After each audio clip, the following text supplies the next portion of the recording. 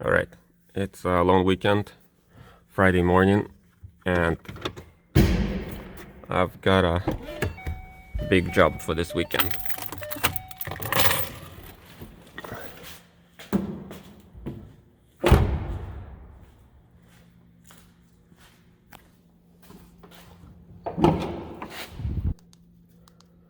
So, the plan is to fix the oil leak. There's a oil leak that I've started when I was drilling out oil pan because I was fairly sure that the front timing cover would not seal against the oil pan, and all the gasket got scraped off, and that's exactly what happened. Yeah, there's an oil leak down there, all that on top of the power steering. So first thing I'm gonna do is try to remove this balancer pulley because that's the part where I could get stuck, and I wanna make sure that I'm able to remove it before I start removing anything else. Everything else should be fairly easy in comparison, I think. So I will need a proper size bolt and balancer pulley, and yeah, and if it doesn't work, then I'm gonna put it back together, drive the Canadian Tire, and maybe get more tools, or get enough tools to get this job done. Alright, so I found the socket that fits the pulley bolt. It is number 18. Anyway, yeah, fits like this. So it should be not too difficult to undo that bolt. A little bit smaller than I expected. Next one, I need to remove the serpentine belt. So this is the tensioner, and that's 15mm socket on the end.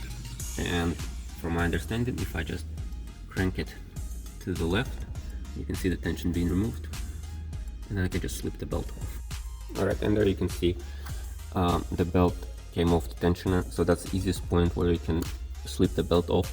It doesn't have any grooves, and it's just held on to the back side, so you just slip it off the tensioner, and then you can undo it from everywhere else. Yeah.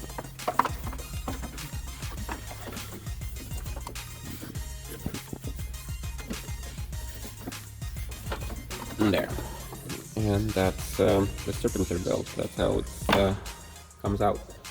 Then I did a bunch of research, and I looked a lot on how this AC belt is installed or removed, and I tried to see if there's a way to loosen it. Actually, I spent about half an hour looking for the way to release the tension. There isn't. There isn't a way to release the tension. Looks like the way the belt is installed is it is stretched, and then it snaps into place, and that's it. And then when people are doing this type of thing, they would just cut the belt. Well, the thing is, I'm not prepared for this. I didn't buy a replacement belt. I could actually cut it, it's just an AC, but I'm gonna try to slip it off. So the way people slip this belt off is with a screwdriver, trying to slip it off to the back of the pulley. So I will attempt to do that, and we'll see if I'm successful. This would be so much easier if I would just remove everything I'm supposed to remove, or everything I'm going to remove anyway, out of my way to access this pulley, but I'm not committed. I'm not committed to this work, so that's why I wanna get the hardest part out of the way, or the most undoable part out of the way first. And yeah, anyway, so what I did is I put a piece of rubber underneath the AC pulley, and then I rotated the crank with the wrench. And now let's see if I can pull this belt off. Okay, you can see. Yeah, so basically that's the idea. The belt should be stretchy enough to do this operation, so that's what I'm gonna proceed with. Alright, I was able to slip the belt off. There it is. I used needle nose pliers to grab the belt, pull it, and then use the crank bolt to rotate.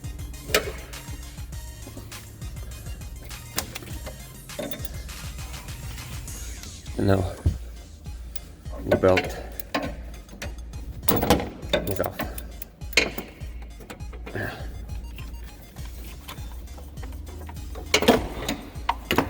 Alright. Not sure if I'm gonna reach the belt, probably gonna replace it anyway, but just wanted to remove it without destroying it, just in case. Cool. Okay, so now buried in there is the balancer pulley thingy. So gonna try to remove this next. So I was able to rotate the engine just fine with that short wrench because the engine is in neutral. But if I put into 6th gear, that should make it really difficult for the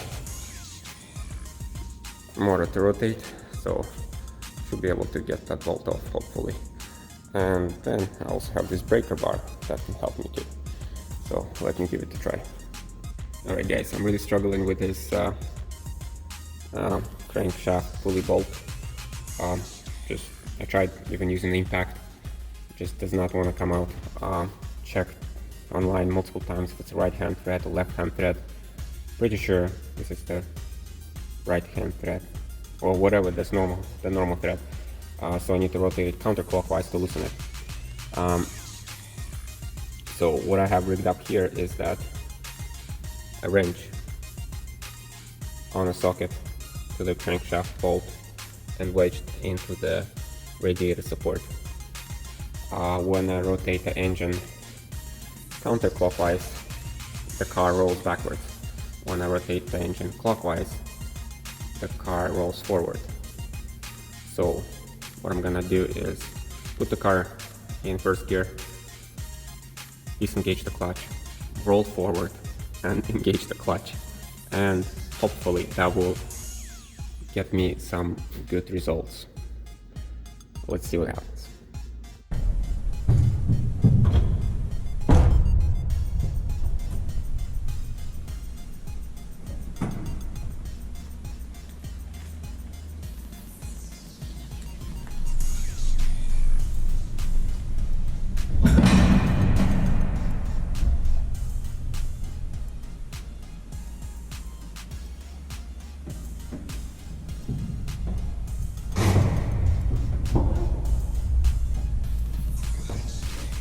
Alright, as you've seen, well actually on the video probably difficult to tell if anything was successful. It wasn't. But yeah, basically this is how I had the wrench propped up. The socket is on the bolt. The breaker bar is resting on the frame there. And I put the car in 2nd gear, disengage the clutch, let it roll, and engage the clutch.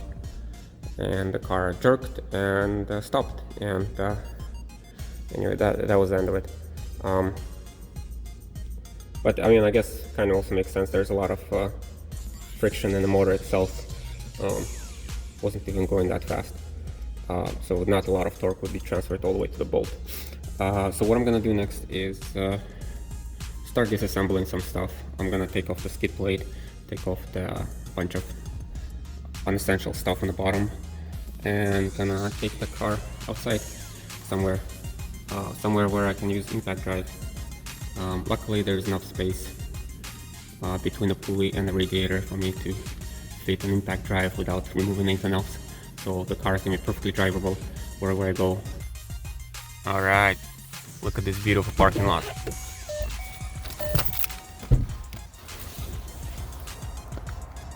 It's like so empty too. Yeah. And this is what my trunk looks like. Again, it's a mess. Oh, the nice thing about the parking lot is the train is running here, very loud, so people are not gonna complain. I mean, people probably not gonna notice my noise because there's a whole lot of other noise. Alright, well, this is probably gonna be uneventful, but yeah, here I am, parked with impact gun in the middle of a parking lot, middle of nowhere. Okay, okay. Reverse, and okay.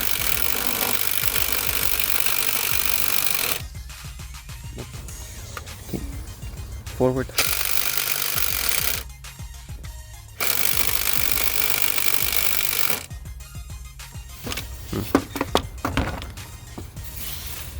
Okay, not sure if anything happened.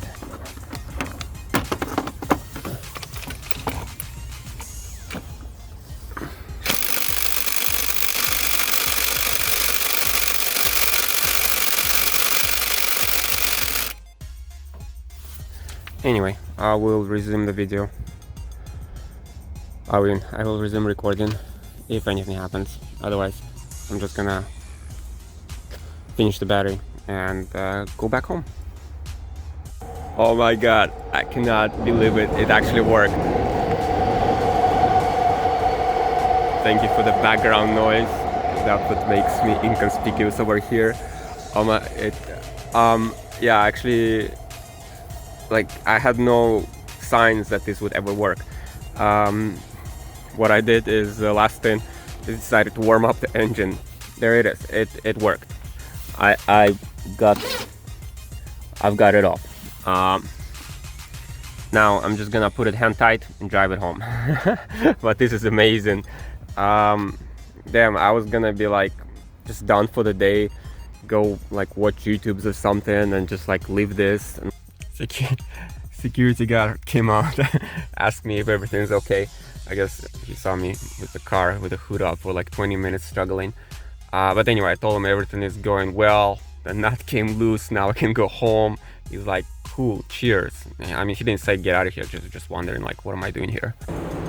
All right, so I'm in my built-in wash bay. Just wanted to wash off some of the dirt that was packed in there around the bottom of the engine, so I don't want to dig through dirt. And now I'm gonna proceed to the 4th level underground and resume my work. Alright, so I've attached that crank pulley that I borrowed from work. I attached it on the inside because I don't know if it's big. It doesn't look as big enough to go on the outside, but on the inside there are grooves where I can grab it.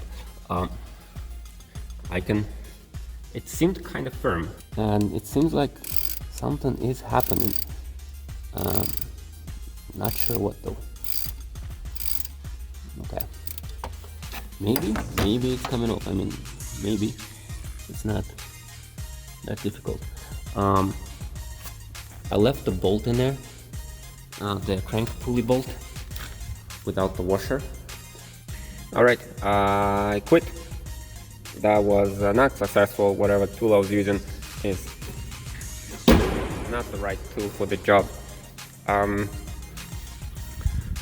Gonna put the car back together tomorrow. Just gonna leave my serpentine belt on my driver's seat there, so I don't try to drive away with it. I mean, without it installed and without the crank pulley bolt. I mean, I feel silly putting a crank pulley bolt back in there. The crank pulley, there's no way it's gonna come out of there without some extreme forces. I had a backup tool. I expected that something would not go as planned, and this is backup tool from Canadian Tire. And I don't think this is the right tool for the job either. That's why I kept the receipt. I'm gonna return it, exchange it for a tool that might be more suitable for this. Yeah, for now I'm just gonna clean up the rest of my parking lot space and I don't know, go watch some anime or something. Alright, it's a beautiful day today.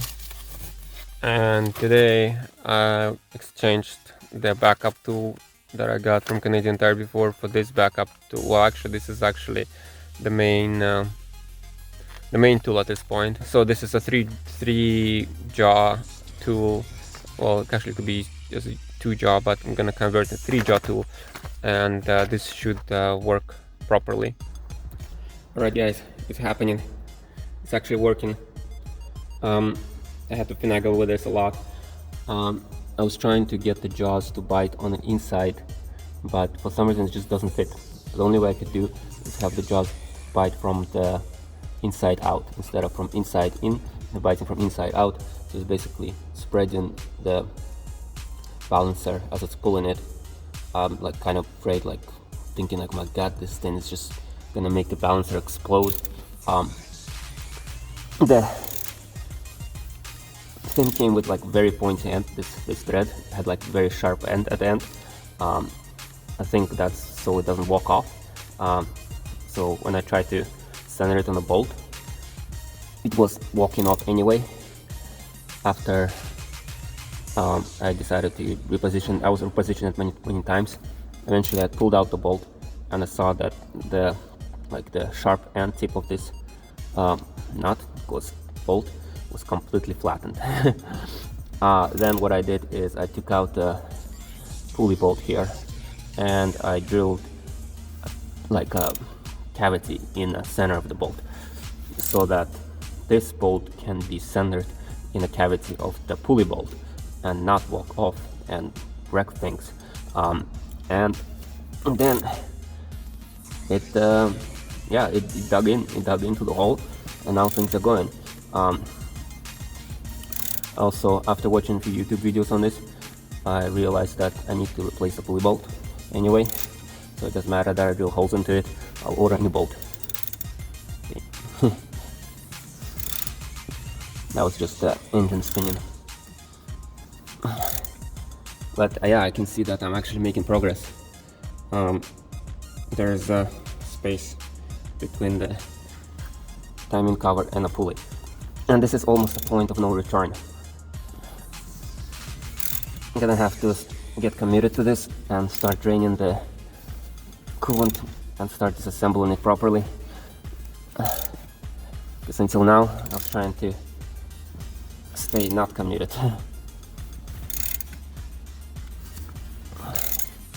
Oh god, something fell off. Oh, okay. I think it's just, my goodness, one of the nuts fell off. Okay, I better reassemble this. Alright, point of no return has been reached. There it is. The pulley has been pulled out.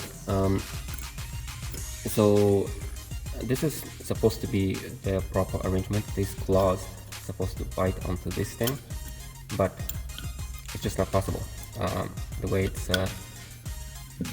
fitted, the third one will never fit into place.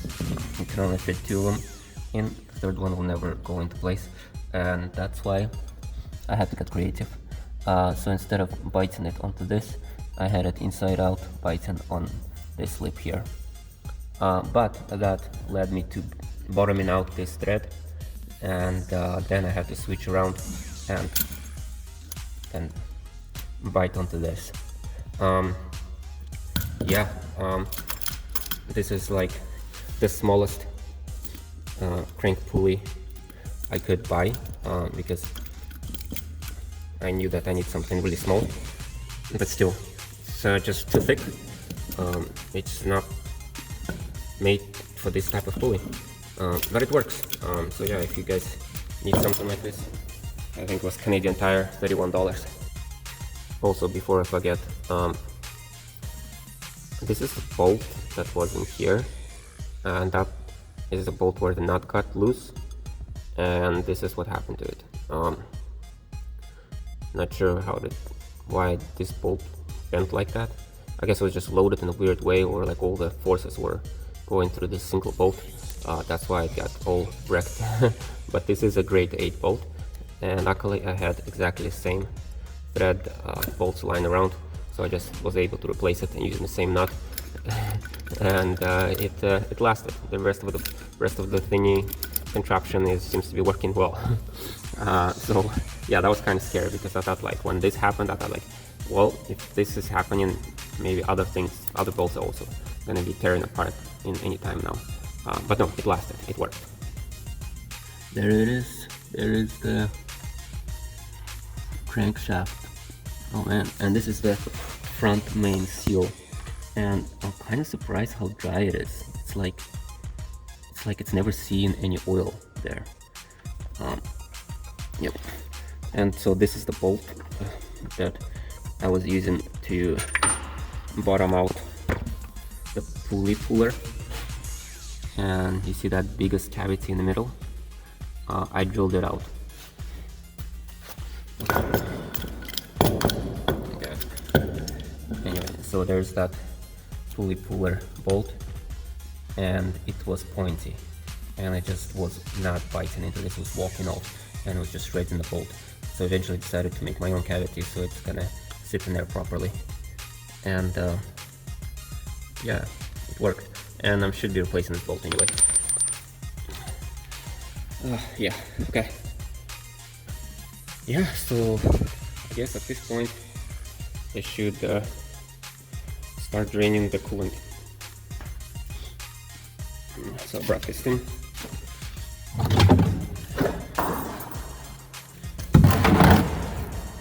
Yeah, so I guess next thing I'll drain the coolant and start removing all these things on top. Yeah, I'm kind of excited that I'm finally making progress, but also scared, because this is kind of like the point of no return. I don't like to be committed, and if I hit another major roadblock, well then it's going to be that much more difficult to backtrack. Right, so to drain the coolant is actually fairly simple. The radiators usually have a drain, a port on the bottom, and here it is on the Mustang. So it's a plastic thingy, and I think it's gonna start shooting water from this side, yeah, so they're not torqued very tight, and they're easy to break. So, well, actually not super easy to break, but breakable because it's plastic. Yeah, so just undo the port and start draining. Also, I do have the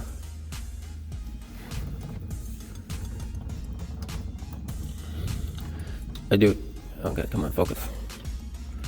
I do have the splash cover removed, so I don't know how accessible it is without removing the splash cover, but after removing the splash cover, that's what it looks like.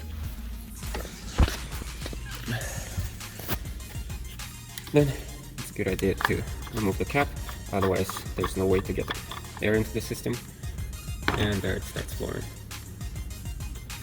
So this is not going to completely flush the engine of coolant. It's just going to drain the radiator and most of the coolant, but there'll still be a bunch of coolant trapped in the engine. Not sure if there's another drain port for this, but I'm just going to keep going with most of the coolant drained, not all of it.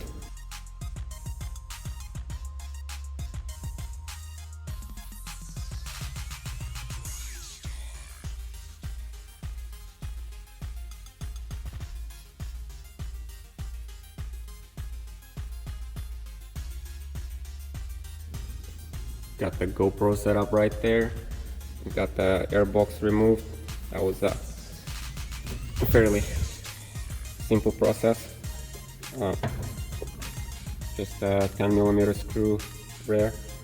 Disconnected this hose just by pulling this tray pin and sliding the hose off. There's one bolt here. There's a map connection here. Just need to pull this red pin, squeeze, and then pull out. Yeah, look at this. Look at the space under the hood of this thing, man. This is why I bought a Mustang with a V6. Just so much space. Is there any other car, modern car, where they have this much space under the hood? This is pretty much like the opposite of a Mercedes. It's yeah, polar opposite of a Mercedes. This is luxury. This is what I call luxury. This is luxury to me, not all the Mercedes stuff, having space in your engine bay. Yeah, so next I will disconnect the alternator and start pulling hoses.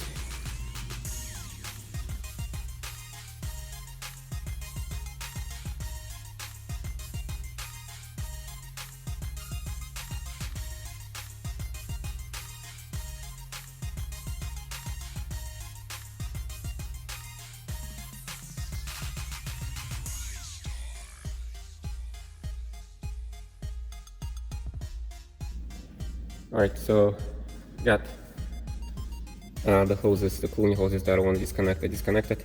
I think we're good there. Spilled some sticky liquids, but I think we'll be fine.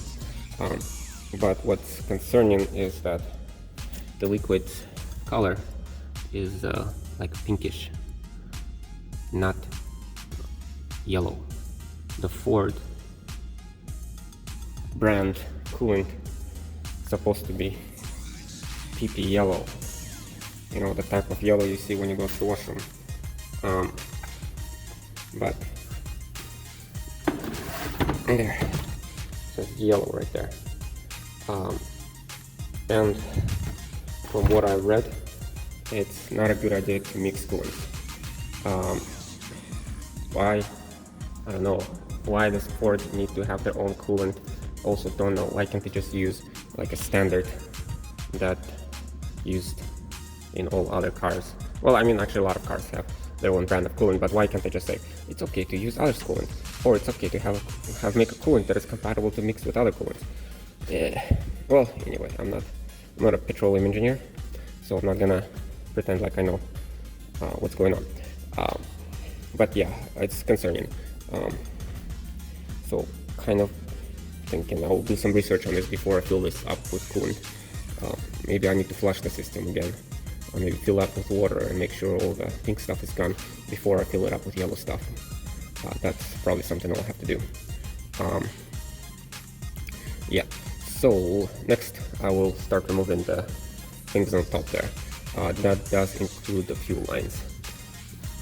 These two hoses here are the fuel lines. One of them is pressure feed, the other one is fuel return line.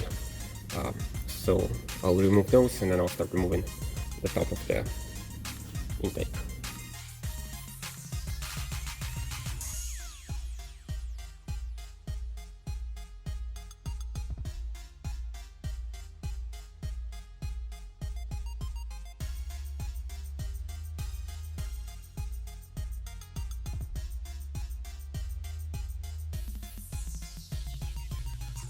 Man, I love the smell of gasoline. Yeah, I watched YouTube videos on this and I still messed it up. So there it is. That's how it's connected. And it has, God, where is it? And it has this red clip underneath. Yeah, so it has a red clip, like, let's see here, camera. And yeah, so it has a red clip. You can pull the red clip off. And then I was trying to yank on it, but red clip is just a safety clip, it's not actually unlocking it. Then you need to push from the top here. And then you can see those things spread. And once the lock-in is spread,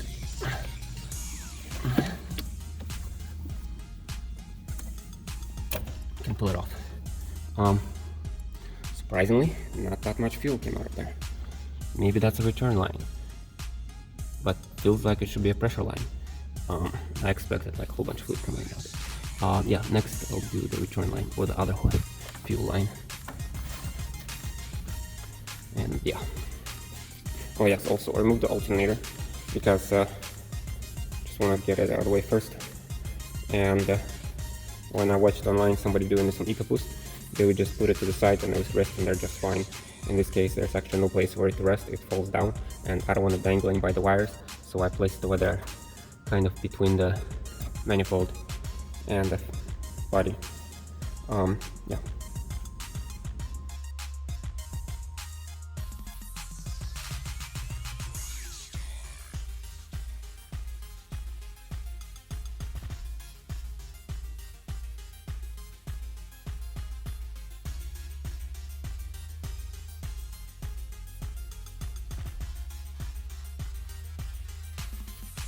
Alright, there you go. Got all the hoses disconnected. Well, basically it's just a fuel line, couple of gas lines, or whatever, exhaust lines, vacuum lines. Got, I think there's like 6 or 8 bolts to hold in this. And okay, maybe there's more. Or maybe, no, there it is. Yeah. I probably shouldn't do this one-handed, as I could drop some stuff into the intake and that would be really bad. Oh, let's see this.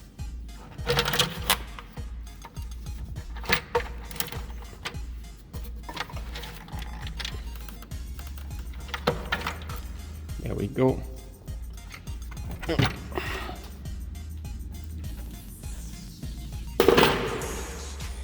Intake removed, and this is probably the right time for me to cancel my plans for tomorrow, because this is probably gonna take a while.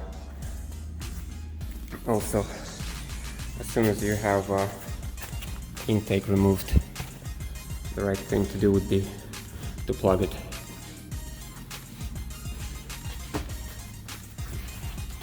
So, take shop towels, paper towels, whatever you have on hand, and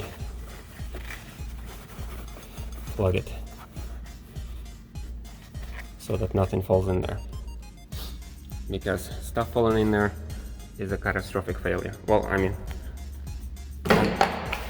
stuff falling in there unnoticed is a catastrophic failure. If you notice that you drop some stuff and you fish it out, then it's fine. And look at those intake valves.